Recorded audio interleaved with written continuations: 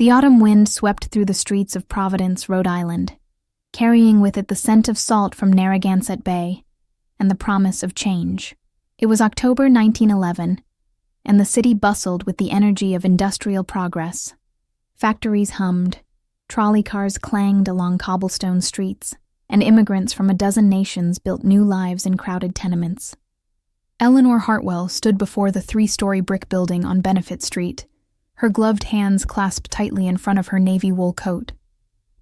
At 32, she possessed the kind of composed beauty that made people look twice, dark hair pulled into a practical Gibson girl style, intelligent gray eyes that missed nothing, and a posture that spoke of boarding school discipline and quiet determination. "It needs work," said the woman beside her, and Eleanor smiled despite herself. Catherine Morrison was always practical. Where Eleanor saw potential, Catherine saw problems to solve. At 28, Catherine was shorter, rounder, with auburn hair that constantly escaped its pins and freckles that dusted her nose.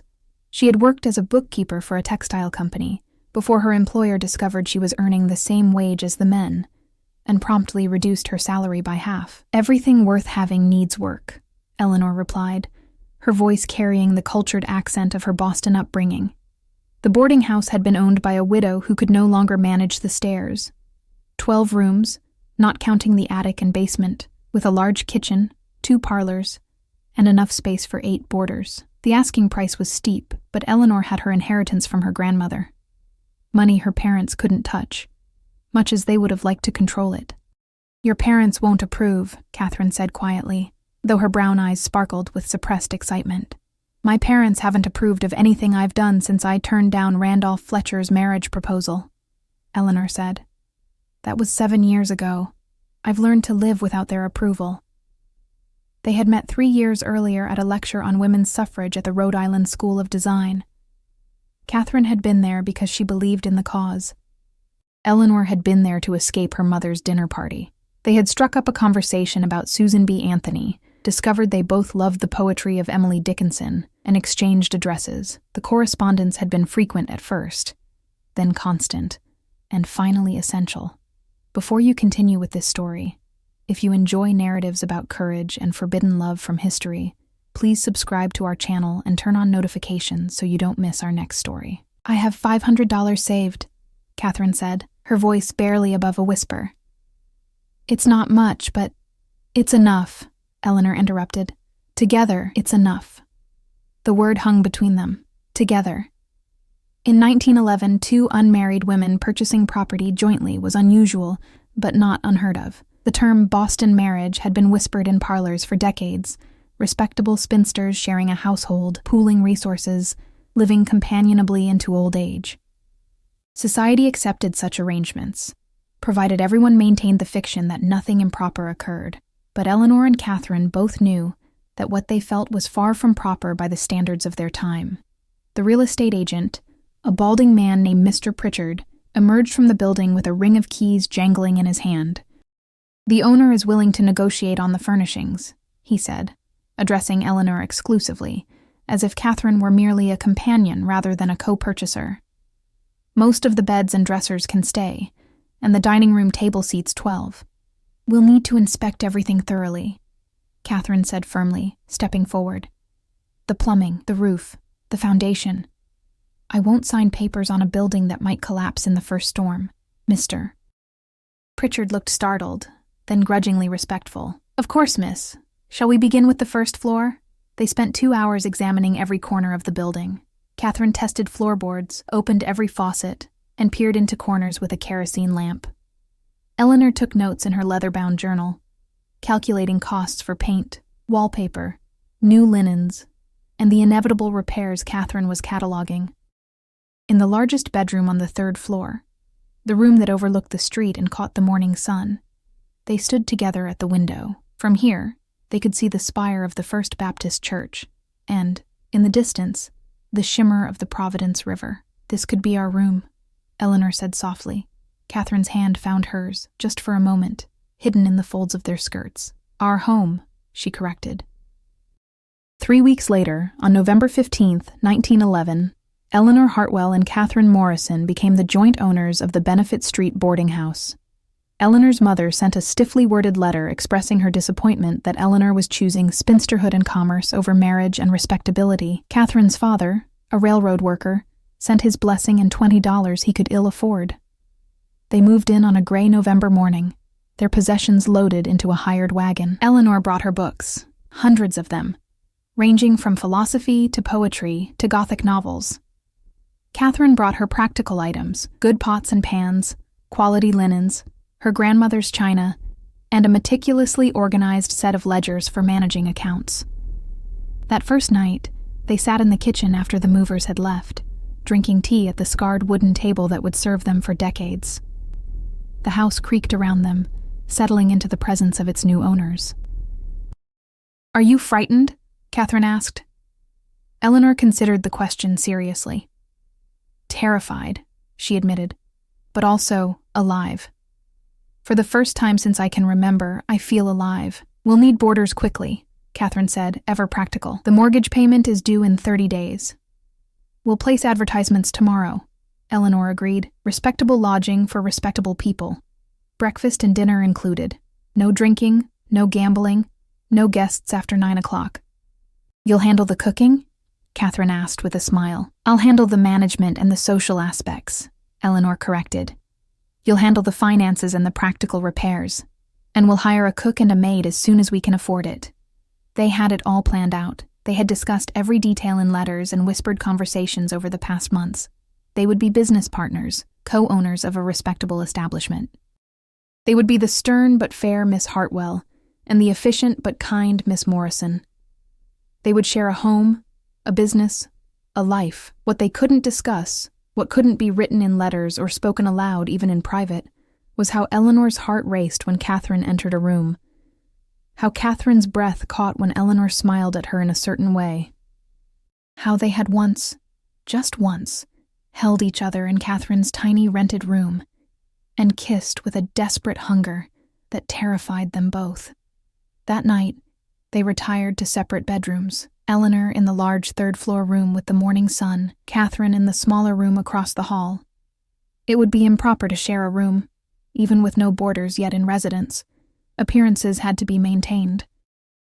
But at 2 a.m, when a loose shutter began banging in the wind, Catherine came to Eleanor's door in her nightgown and wrapper. "I can't sleep with that noise," she said. "Come in," Eleanor replied. And Catherine did. They lay together in the darkness, not touching, listening to the storm outside and the unfamiliar sounds of their new home. And when Catherine's hand found Eleanor's beneath the quilt, Eleanor held it tightly, as if she would never let go. 38 years, Eleanor whispered. "Do you think we could really have 38 years?" "We'll have however long God grants us," Catherine replied, "and we'll make every day count." The next morning they placed advertisements in 3 Providence newspapers. Within a week, they had their first boarder, a young schoolteacher named Miss Abigail Pierce, who paid $15 a month for a second-floor room with breakfast and dinner included.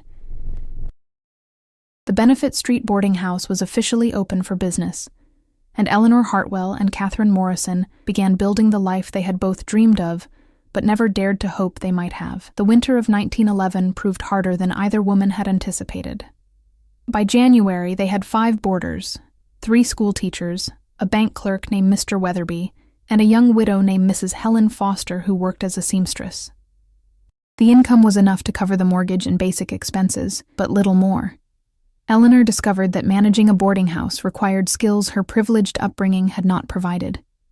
She could quote Emerson and debate political philosophy, but she had never learned to properly clean a coal stove or mend worn bed linens. Catherine, raised in a working-class family with 5 siblings, possessed practical skills Eleanor could only admire. "You have to let the water heat slowly," Catherine explained patiently one frigid morning in the kitchen, demonstrating how to work the temperamental boiler that provided the house's hot water.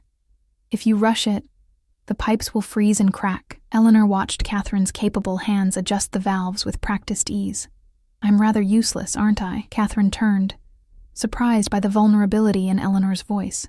"You handled Mrs. Foster's crying spell last night with more grace than I ever could," she said gently. You spoke with the grocer about extending our credit. You convinced Mr. Weatherby to pay an extra $1 per week for laundry service. Everyone in this house adores you." "They respect you," Eleanor countered. "There's a difference." "Then together we're formidable," Catherine said with a smile that made Eleanor's heart skip. They hired Mrs. O'Brien, an Irish widow, to cook and help with the heavy cleaning. She came 6 days a week, arriving at 5 in the morning and leaving after dinner was served at 7. She had shrewd eyes and a sharp tongue, but she could make a week's worth of meals from ingredients that Eleanor would have considered inadequate. "Herself knows her way around a ledger," Mrs. O'Brien commented to Eleanor one day, nodding toward Catherine, who was meticulously recording expenses in the kitchen. "And yourself has the fine manner of speaking. You'll do well, the two of you." There was something in the way Mrs. O'Brien said, "the two of you," that made Eleanor's cheeks warm, though the older woman's expression remained neutral. By spring, word of the Benefit Street boarding house had spread through Providence's respectable working class. They had a waiting list of potential boarders, which allowed them to be selective. Eleanor instituted a policy. They would only accept boarders who treated both women as equal proprietors and who understood that this was a house of mutual respect. When a prospective boarder, a shipping clerk, made the mistake of addressing all his questions to Eleanor while ignoring Catherine entirely, Eleanor thanked him politely and informed him they had no vacancies. "But I can see empty rooms from the street," the man protested. "Then I misspoke," Eleanor said coolly. "We have no vacancies for you." Catherine, who had witnessed the exchange from the hallway, waited until the man left before embracing Eleanor quickly. "Thank you," she whispered. "Always," Eleanor replied. The years began to accumulate, each one building upon the last. 1912 brought improvements to the house. New wallpaper in the parlor, proper locks on all the bedroom doors, a telephone installed in the front hall. 1913 saw them hire a second part-time worker, a young girl named Mary, who came after school to help with laundry and dishes. Their boarders came and went, but a few became fixtures. Miss Abigail Pierce, their first tenant, stayed for 7 years before marrying a Latin teacher and moving to Connecticut. Mr. Weatherby lived with them until his retirement in 1925. The house developed a reputation as a place where single working people, teachers, clerks, nurses, librarians, could find not just lodging, but community. Eleanor established a tradition of Sunday evening gatherings in the parlor. The boarders would assemble after dinner, and there would be readings from current magazines, discussions of books, or sometimes music if someone could play the piano Eleanor had purchased in 1914. These evenings became popular enough that former boarders would occasionally return to visit. If you're enjoying this journey through time, discovering how two remarkable women built their lives together against all odds, take a moment to subscribe to our channel. Their story continues, and you won't want to miss what happens next. Through it all, Eleanor and Catherine maintained the careful fiction required by their era. They were business partners, devoted friends, companions in a Boston marriage that was respectable precisely because no one examined it too closely. They attended church together every Sunday at the First Congregational Church, where they were known as generous contributors and reliable volunteers for charitable causes. But alone, behind the locked door of Eleanor's third-floor bedroom, they were something else entirely. They never spoke of it, not directly. There were no words in 1915 for what they felt, no framework for understanding themselves, except through the lens of medical texts that called them inverts or deviant. So they simply lived it, day by day, year by year. Catherine would come to Eleanor's room each night after the house had settled, after the last footsteps had faded into silence. She would slip into Eleanor's bed as naturally as breathing, and they would hold each other in the darkness, sometimes talking in whispers, sometimes simply drawing comfort from proximity. "Did you ever imagine this?" Catherine asked one night in 1916, as rain drummed against the windows. "A life like this?" "I didn't know it was possible," Eleanor admitted. "I thought I would either marry someone I didn't love or live alone." "Are you happy?" Catherine's voice held an uncertainty that squeezed Eleanor's heart. "Happier than I ever dreamed possible," Eleanor said fiercely. "Are you?" "Every day," Catherine replied. "Even the hard days. Even when the boiler breaks or Mrs. O'Brien threatens to quit or boarders leave without paying. Even then I'm happy, because I'm here with you. The world outside their Benefit Street sanctuary was changing rapidly.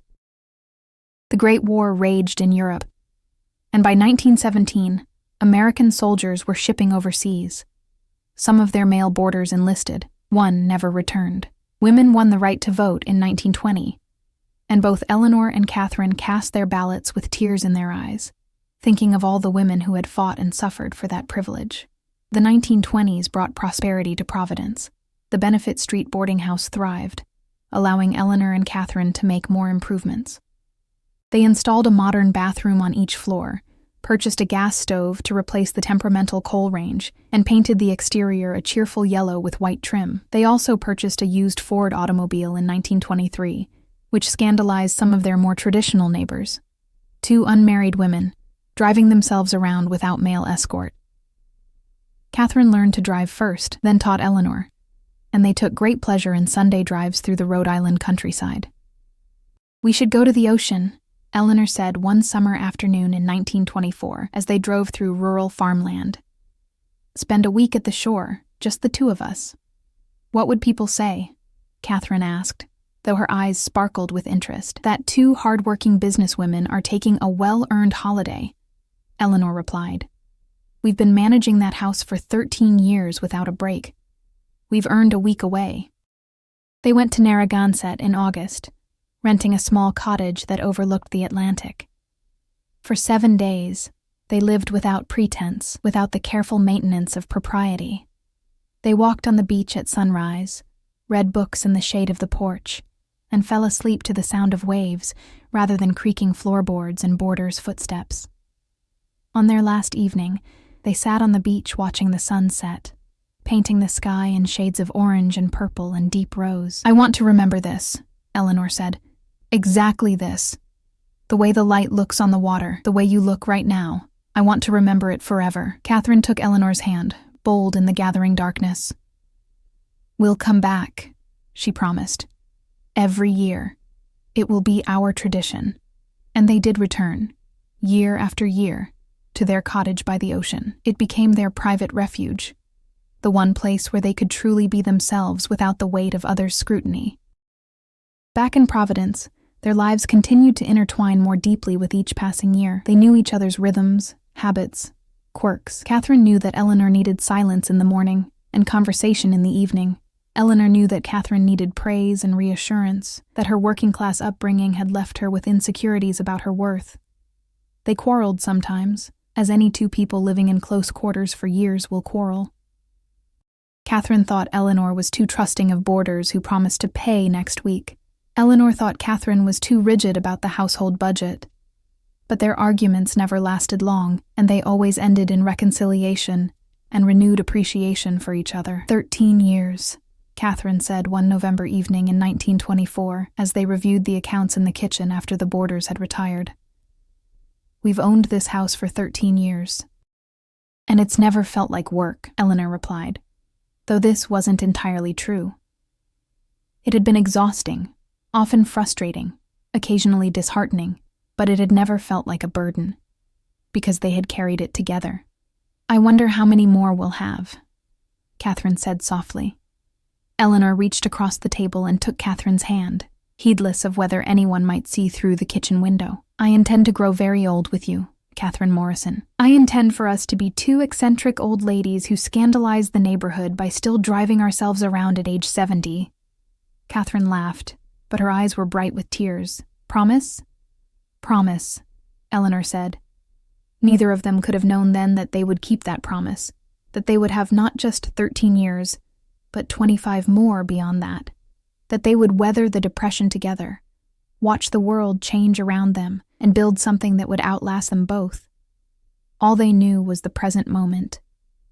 2 women, no longer young, sitting in a warm kitchen in a house they had made their own, holding hands across a table scarred by years of use, and loving each other with a depth that had no name in their language, no place in their society, but was no less real for all that.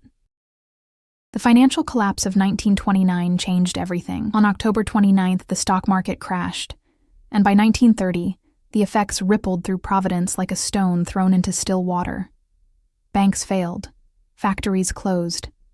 Men who had worked steadily for decades found themselves unemployed and desperate. The Benefit Street boarding house felt the impact immediately. Mr. Harrison, who had been with them for 4 years, lost his job at the Gorham Silver Company and moved back to his sister's farm in Vermont. Miss Constance Walker, a legal secretary, took a 50% pay cut and asked if she could delay her rent payment. Within 6 months, they lost half their boarders. Eleanor sat at the kitchen table one February morning in 1931, staring at the ledger Catherine had left open. The numbers told a grim story. Their savings, carefully accumulated over 2 decades, were dwindling rapidly. "We'll have to let Mrs. O'Brien go," Catherine said quietly. She stood at the window, watching snow fall on Benefit Street. "We can't afford to keep her. She depends on that income," Eleanor protested. "She has 2 grown sons who can't find work. We're her only steady employment, and we'll lose the house if we can't make the mortgage payments," Catherine replied, her voice tight with strain. "I've done the calculations a dozen times, Eleanor. We can barely afford to keep ourselves fed, let alone pay wages." The argument that followed was one of their worst. Catherine accused Eleanor of being impractical and sentimental. Eleanor accused Catherine of being heartless. They said things they didn't mean, sharpened by fear into weapons. Mrs. O'Brien, arriving early as always, found them in the kitchen, both red-eyed and exhausted from fighting. "Herself needs to know," Mrs. O'Brien said calmly, addressing them both, "that I've been expecting this. Half the women I know have lost their positions. I'll manage." She paused, her shrewd gaze moving between them. "But the 2 of you need each other more than you need me. Don't let this hard time break what you've built." After she left, Eleanor and Catherine stood in the kitchen, separated by 3 feet and a gulf of hurt feelings. "I'm sorry," Eleanor said first. "You're right about the finances. You're always right about the finances." "I'm not heartless," Catherine said, her voice breaking. "I hate this. I hate having to make these decisions." "I know," Eleanor said, crossing the space between them and pulling Catherine into her arms. "I know you do." They held each other for a long moment, drawing strength from the embrace. Then they straightened, wiped their eyes, and did what they had always done. They figured out how to survive. They took over all the cooking and cleaning themselves. They reduced the breakfast to simple porridge and toast instead of eggs and bacon. They accepted any boarder who could pay anything, even if it was only a few dollars a week. Eleanor, who had never done manual labor, learned to scrub floors and wash sheets. Catherine, who had never cooked, learned to make cheap but filling meals from beans, potatoes, and whatever vegetables they could afford. More importantly, they transformed the boarding house into something closer to a commune. Boarders who couldn't pay full rent contributed in other ways. Miss Walker typed correspondence for them in exchange for reduced rent. Mr. Chen, a skilled carpenter who had lost his furniture-making job, repaired everything in the house that needed fixing. Mrs. Patterson, a widow with nursing experience, tended to sick boarders and neighbors, bringing the house a reputation as a place of care and community. Eleanor started a lending library in the front parlor, encouraging boarders and neighbors to borrow books. She organized reading groups and discussion evenings that cost nothing but provided entertainment and intellectual stimulation. People began gathering at the Benefit Street boarding house not just for lodging, but for company and comfort during terrible times. One evening in 1932, as Eleanor read aloud from a Dickens novel to a parlor full of boarders and neighbors, Catherine watched from the doorway and felt a surge of love so intense it took her breath away. Eleanor had lost the fine clothes and pampered appearance of her youth. Her hands were work-roughened now, her face lined with worry and effort. But she read with such expression, such warmth, that everyone in the room was transported away from their troubles, if only for an hour. This is what real love looks like, Catherine thought. Not the romantic nonsense of novels, but this. Working together, sacrificing together, building something meaningful together, even when the world is falling apart around you. The worst year was 1933. Their savings were gone. The mortgage payment was 3 months overdue. The bank sent a letter threatening foreclosure. Eleanor, for the first time in their 22 years together, broke down completely. "We're going to lose it," she sobbed in the privacy of their bedroom. "Everything we built, everything we worked for." Catherine held her, but she had no words of reassurance. The situation was dire. They had exhausted every option, borrowed from everyone who could lend, economized beyond what seemed possible. The next day, Catherine did something she had never done before. She went to Eleanor's parents. The Hartwell family lived in a mansion on the east side of Providence, a world away from Benefit Street. Catherine had met them only twice in 22 years, at chance encounters that had been icily polite. She knew they blamed her for Eleanor's choice to remain unmarried, to live what they considered an unsuitable life. Eleanor's mother received her in a formal drawing room that probably cost more than the entire Benefit Street boarding house. "Mrs. Hartwell," Catherine began, her voice steady despite her fear. "I've come to ask for help. If you think my family will finance Eleanor's arrangement," Mrs. Hartwell said coldly, "you are mistaken. Your daughter has built something remarkable," Catherine said. "A place where people who have nothing can find shelter and community.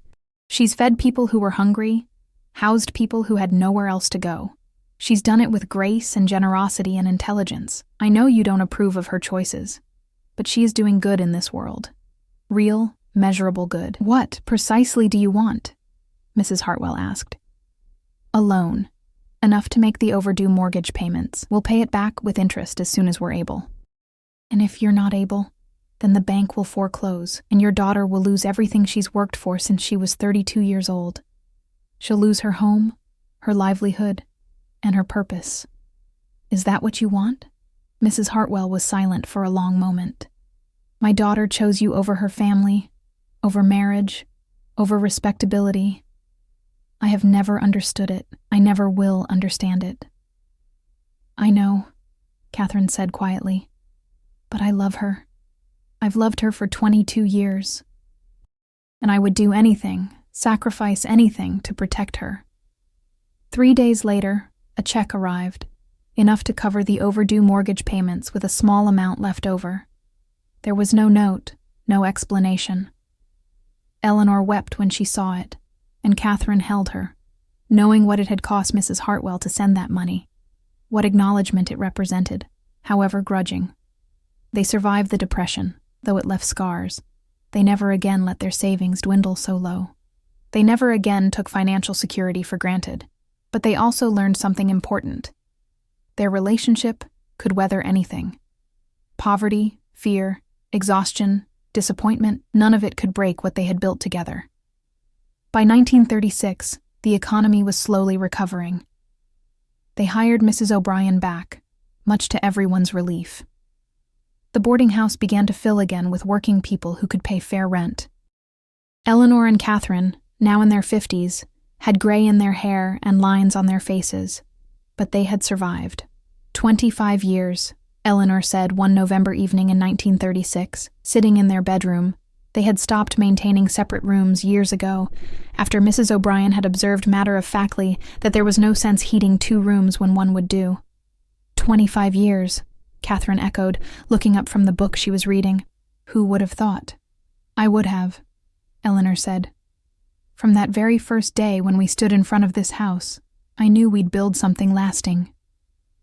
"Even through the Depression?" "Especially through the Depression," Eleanor said firmly. "Anyone can love someone when times are easy. It's the hard times that show what love really means." Catherine set down her book and moved to sit beside Eleanor on the bed. "I don't have the words to tell you what these years have meant to me," she said. "What you mean to me." "Then don't use words," Eleanor said, and kissed her with the ease of long familiarity and the passion that had never diminished, only deepened with time. They were 57 and 53 years old. They had weathered economic collapse, social judgment, and the 1,000 small challenges of building a life together in a world that had no place for them. And they had done it with courage, with dignity, and with love. The bombing of Pearl Harbor on December 7th, 1941, brought America into World War II, and Providence transformed almost overnight. Factories that had limped through the Depression now hummed with war production. The unemployment that had devastated the 1930s disappeared as men enlisted or were drafted, and women took their places in factories, offices, and shipyards. The Benefit Street boarding house reflected these changes. Their boarders suddenly skewed younger and predominantly female. Factory workers, nurses, women taking positions previously held by men, they all needed housing, and Eleanor and Catherine provided it. "I feel like we're running a dormitory," Catherine commented one evening in 1942 as they reviewed applications from potential boarders. "Listen to this. Seeking room, clean and quiet near trolley line, working night shift at Grinnell Corporation. Age 19. They're so young," Eleanor said softly. She was 63 now, her hair completely white, her movements slower than they once had been. "They remind me of us, except we were older when we started. These girls are children." "Children doing war work," Catherine observed. "Strange times. The war years brought an energy to the house that was both exhilarating and exhausting. The young women who boarded with them worked long shifts, came home tired, and often gathered in the parlor to read letters from boyfriends or brothers overseas. Eleanor, who had always been good at creating community, organized regular letter-writing sessions where the boarders could write to servicemen, often strangers, to boost morale. One evening in 1943, a young boarder named Doris approached Catherine in the kitchen. Doris was 21, a welder at the shipyard, strong and competent with an independence that reminded Catherine of her younger self. "Miss Morrison," Doris said hesitantly, "can I ask you something personal?" "You can ask," Catherine replied, though her guard went up immediately. "I may not answer." "Did you ever want to marry?" Doris blurted out. "You and Miss Hartwell, I mean. You've been together so long, running this place together. Did you ever wish you'd married instead?" Catherine carefully set down the pot she'd been washing. "Why do you ask?" My boyfriend. He's overseas. He's been writing about marriage when he gets back. But I don't know if I want that. I like working. I like earning my own money, having my own life. But everyone says I should want it, that something's wrong with me if I don't." Doris looked at Catherine with desperate hope. "You and Miss Hartwell seem happy. You've built something real together. Is there really something wrong with me?" Catherine chose her words carefully. "There is nothing wrong with wanting to build your own life on your own terms, whether that means marriage or independence or partnership or something else entirely. The world will tell you what you should want. Only you can decide what you actually want." "But how do you know?" Doris asked. "How do you know what you want?" "You listen to yourself," Catherine said. "Not to what you think you should feel, but to what you actually feel. And then you have the courage to honor that feeling, even if it's difficult, even if others don't understand." Doris nodded slowly, then impulsively hugged Catherine. "Thank you," she whispered.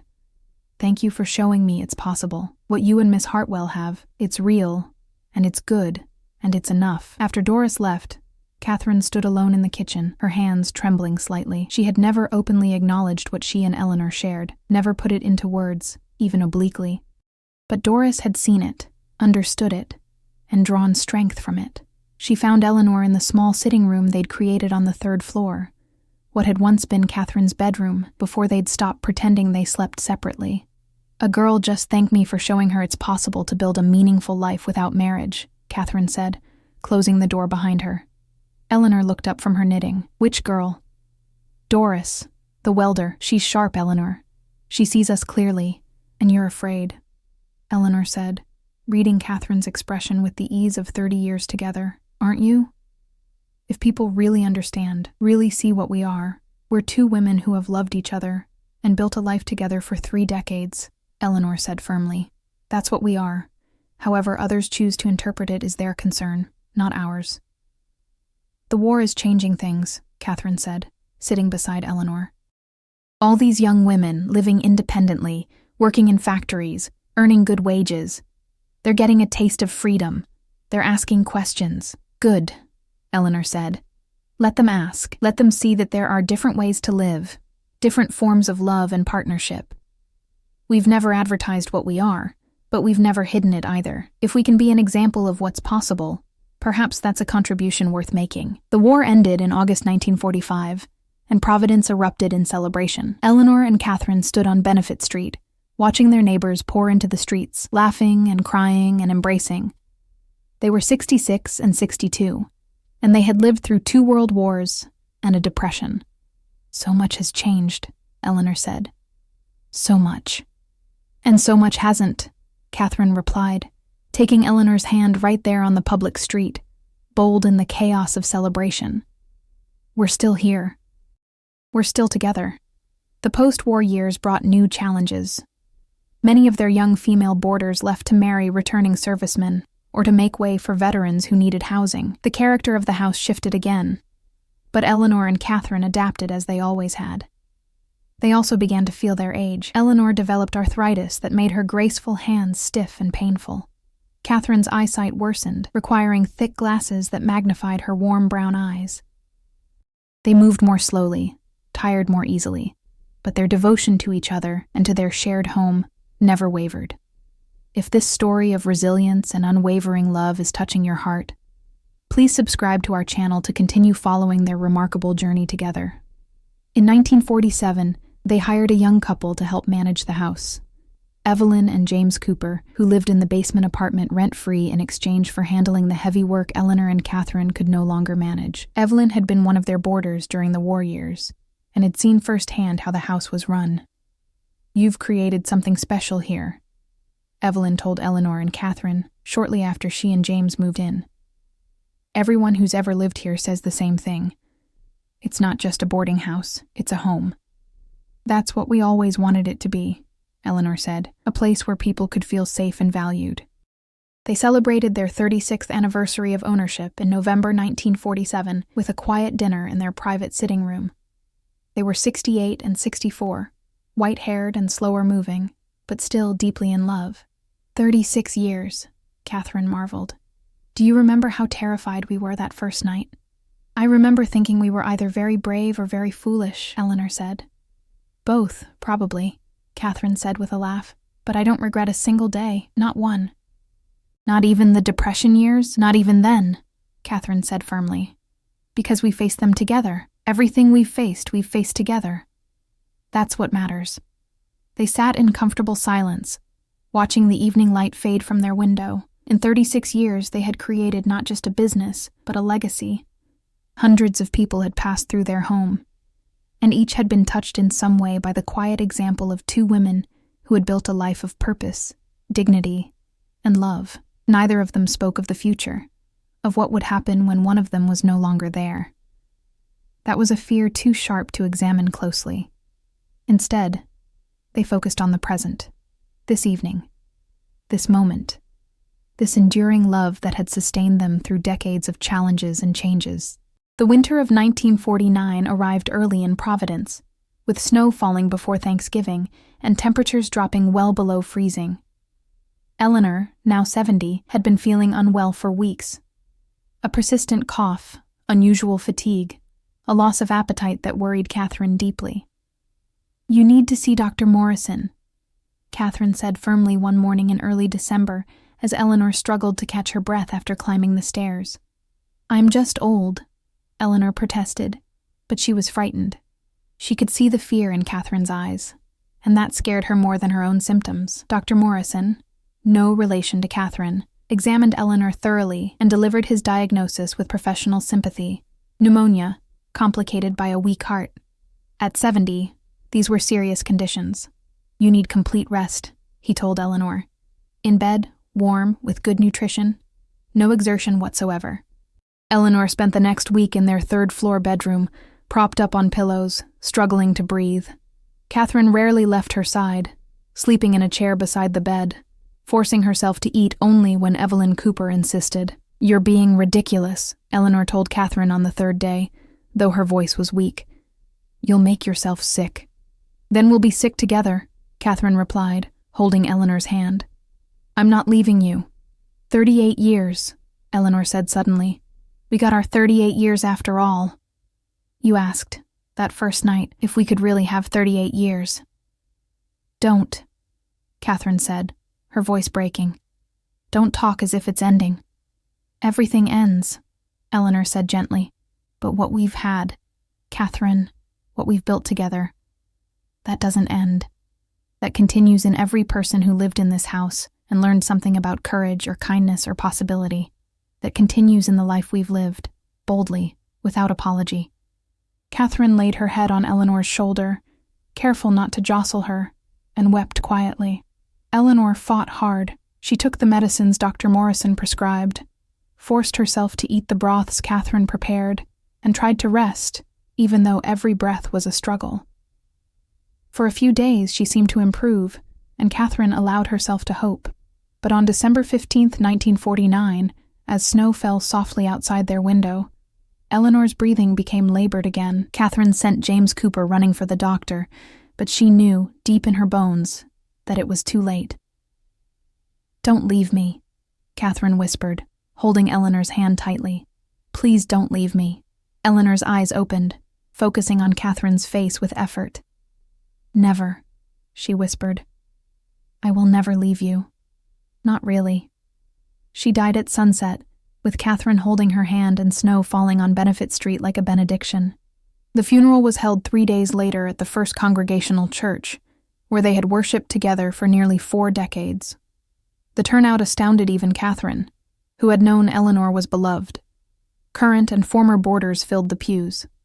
Neighbors, shopkeepers, community members, all came to pay respects to Miss Eleanor Hartwell, who had been a pillar of the Benefit Street community. Catherine sat in the front pew, feeling hollow and broken. Evelyn Cooper sat beside her, offering quiet support.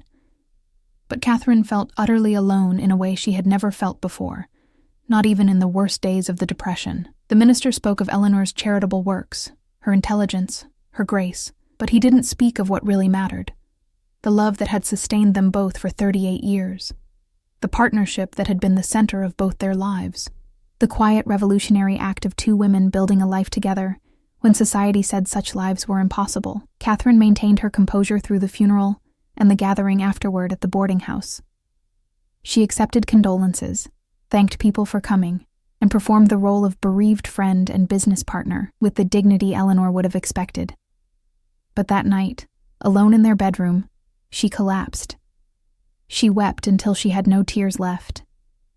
She raged at God, at fate, at the unfairness of losing the person who had been her everything, and finally, exhausted, she simply lay in the bed they had shared, breathing in the faint scent of Eleanor's lavender water that still clung to the pillows. In the days and weeks that followed, Catherine discovered that grief was not a single experience, but many layered ones. She grieved Eleanor's physical absence. No more morning conversations over coffee.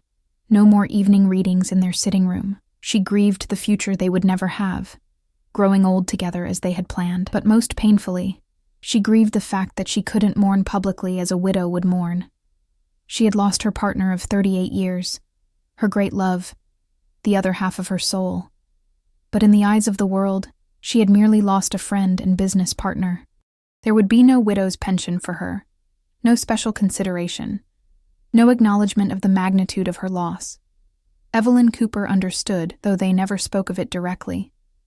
She simply stayed close, handled the household details Catherine couldn't face, and provided a steady, non-judgmental presence. "You should eat something," Evelyn would say gently, bringing soup to Catherine's room. "She always made sure I ate," Catherine would reply, and sometimes she would manage a few bites, and sometimes she couldn't. Eleanor's will was simple and clear. Everything she owned, her share of the house, her personal possessions, her small savings, went to Catherine Morrison. Their lawyer, Mr. Brennan, had drawn up the will years earlier, structuring it carefully to minimize any legal challenges. "She wanted to ensure you were protected, Mr. Brennan told Catherine as they reviewed the documents in his office a month after Eleanor's death. "She was very clear about that." Catherine nodded, unable to speak. Eleanor had thought of everything, even this, even how to care for Catherine after she was gone. The inventory of Eleanor's possessions revealed a discovery that both devastated and comforted Catherine. In a locked box in Eleanor's wardrobe, she found letters, hundreds of them. Letters Catherine had written to Eleanor over the years, carefully saved and organized by date, and beneath them, a journal. Catherine almost didn't open it. It felt like a violation of Eleanor's privacy. But Eleanor had left it where Catherine would find it, and Catherine understood this was intentional. Eleanor wanted her to read it. The journal covered 38 years, from November 1911 to December 1949. Not daily entries, but occasional reflections, thoughts Eleanor had committed to paper. Catherine sat in their bedroom, now painfully singular, and read. November 15, 1911. Today, Catherine and I became owners of the Benefit Street boarding house. I am terrified and exhilarated in equal measure. Is this what it means to truly live? To be frightened and brave at the same time? August 14th, 1924. Our week at the ocean. Catherine sleeping peacefully beside me, the sound of waves outside. I am 45 years old, and I have never been happier. How strange and wonderful to find this kind of joy in a life I never imagined I could have. March 3rd, 1933. We nearly lost everything today. Catherine went to my mother. I didn't know until she told me afterward. She would do anything for me, even humble herself before people who have shown her nothing but coldness. How did I deserve such love? September 2nd, 1945. The war is over. Catherine and I stood on Benefit Street, watching people celebrate. I held her hand in public, bold as brass. We are 66 and 62, and I love her more now than I did at 32. Is it greedy to want more years? I want decades more. I want to grow impossibly old with her. November 15th, 1949. 38 years. We got our 38 years. If this is the end, and I fear it may be, then I want Catherine to know these have been the best years of my life.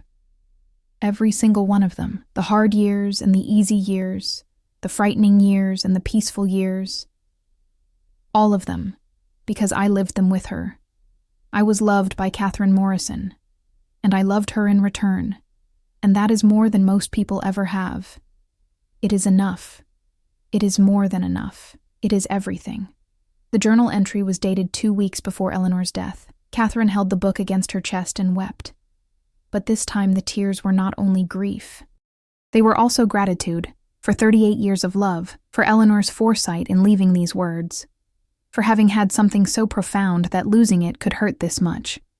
Catherine lived in the Benefit Street boarding house for 3 more years, though she no longer actively managed it. The Coopers took over the day-to-day operations, while Catherine lived quietly in the third-floor rooms she had shared with Eleanor. She died peacefully in her sleep on March 22, 1952, at age 68. The official cause of death was heart failure, but Evelyn Cooper said afterward that Catherine had died of a broken heart, that she had simply never recovered from losing Eleanor. Her will left the boarding house to Evelyn and James Cooper, with the stipulation that it continue to operate as a boarding house, providing affordable housing for working people. It operated in that capacity until 1978, when it was converted to apartments, and still stands today on Benefit Street. When the estate was being settled, the lawyer discovered something extraordinary in Catherine's papers. Detailed financial records showing that from 1911 to 1949, Eleanor Hartwell and Catherine Morrison had provided housing, often at reduced or no cost, to hundreds of people during their times of need. During the Depression years alone, they had taken in over 50 people who couldn't pay full rent, many of whom they never asked to repay their debts. They created a legacy of compassion, Mr. Brennan observed to Evelyn Cooper. Not many people do that. They created a legacy of love, Evelyn corrected gently. Everything else flowed from that. Eleanor and Catherine were buried in Swan Point Cemetery, in plots side by side. Their headstones are simple, giving only names and dates. To a casual observer, they are merely 2 women who happen to be buried near each other. But on Eleanor's stone, there is a line from Emily Dickinson. That love is all there is all we know of love. And on Catherine's stone, beneath her name, together, 1911-1949. Those who understand will see the truth in those words. Eleanor Hartwell and Catherine Morrison bought a boarding house in 1911 and lived together for 38 years. They built a business, a home, and a community. They loved each other with courage and constancy in an era that had no language for what they shared. Their story was hidden in plain sight, written in property deeds and business ledgers, in letters saved and journals kept, in the memories of hundreds of people whose lives they touched. It took an inventory, a cataloging of possessions after death, to reveal the depth of what they had shared, the impossibility of their love in a world that refused to acknowledge it. But they had lived it anyway, boldly, quietly, persistently. For 38 years, they had lived their impossible love, and in doing so, had shown others what was possible. If their story has moved you, if you've been inspired by Eleanor and Catherine's courage to live authentically and love completely, despite the constraints of their time, please subscribe to our channel. Stories like these deserve to be remembered and shared.